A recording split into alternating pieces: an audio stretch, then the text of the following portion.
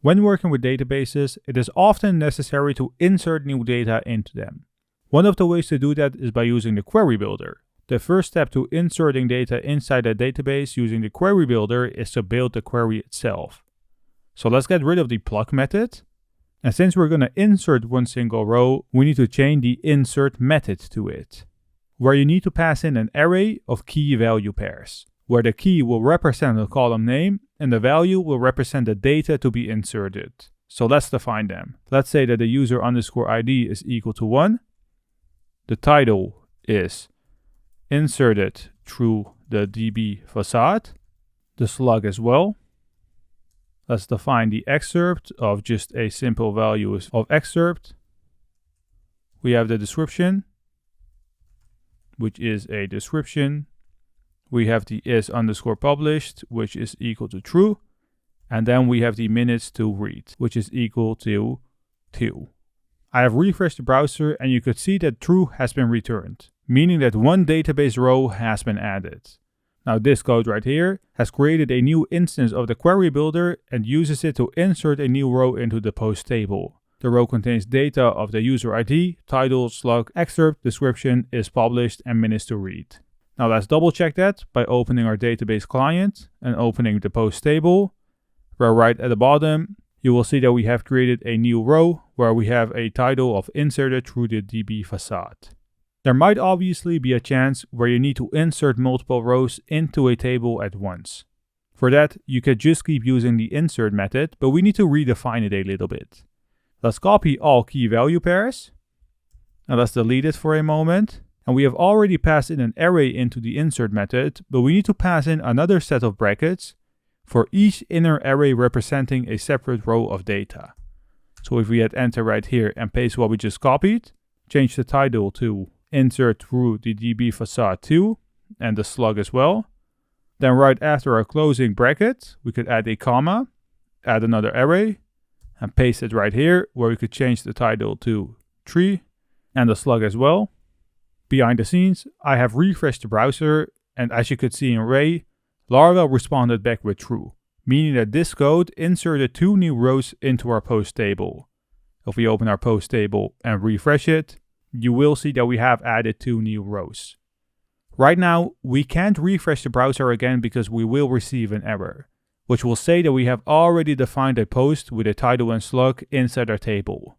Now this is where the insertOrIgnore method of the query builder comes in clutch. Let's navigate back to our controller, and right at the top, we could replace the insert method with the insertOrIgnore method, which is a method that allows you to insert data into a database table only if the data doesn't already exist in the table. If there is a conflict with a primary key or unique key constraints, the insertOrIgnore method will simply ignore the insert operation and move on to the next one. And this is pretty useful when you need to ensure that there are no duplicate records in your table and you want to avoid any errors that may arise from attempting to insert a duplicate record. Behind the scenes, I have refreshed the browser and you can see that it returned back with 0 because I haven't changed the data inside the insertOrIgnore method. If we replace the title with insert through the DB facade 4 and the second value to 5, you will see that it returned back with 1, meaning that one row has been inserted.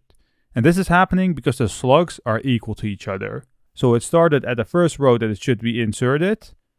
It did that. So if we open the post table and refresh it, you can see that DB facade 4 has been inserted. Then it reached the point where it needed to insert post number 5.